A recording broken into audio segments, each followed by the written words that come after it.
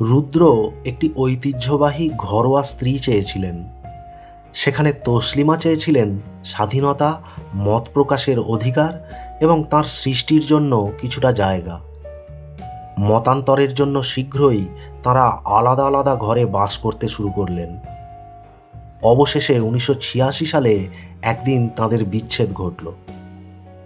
পরবর্তীকালে তিনি লিখেছিলেন, একটি সুন্দর সোনার খাঁচার ভিতরে আটকে থাকা পাখির মতো অনুভব করেছিলাম, তাই তার কাছ থেকে চলে গেলাম।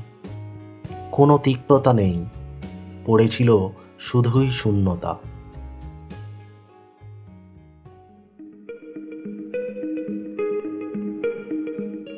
কিন্তু আসল ঝড় শুরু হয়েছিল তাঁর দ্বিতীয় বিবাহের পর।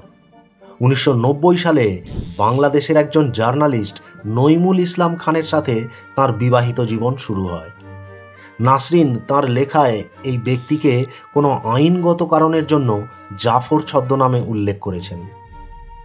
দ্বিতীয়বারের এই দাম্পত্য জীবনে তাঁরা দুজনেই অন্যায়ের প্রতি ঘৃণা এবং সাহিত্যের প্রতি ভালোবাসার মাধ্যমে একত্রে আবদ্ধ হয়েছিলেন। প্রথম দিকে এটি একটি নিখুঁত ভালোবাসার মতো মনে হয়েছিল। দুটি মন, দুজন লেখক, একটি আগুন। কিন্তু শীঘ্রই আবেগের অন্ধকার দিকটি প্রকাশ পেতে থাকল। জাফর গভীরভাবে নিরাপত্তাহীনতায় ভুগতে শুরু করে, বিশেষ করে তসলিমার ক্রমবর্ধমান খ্যাতির বিষয়ে।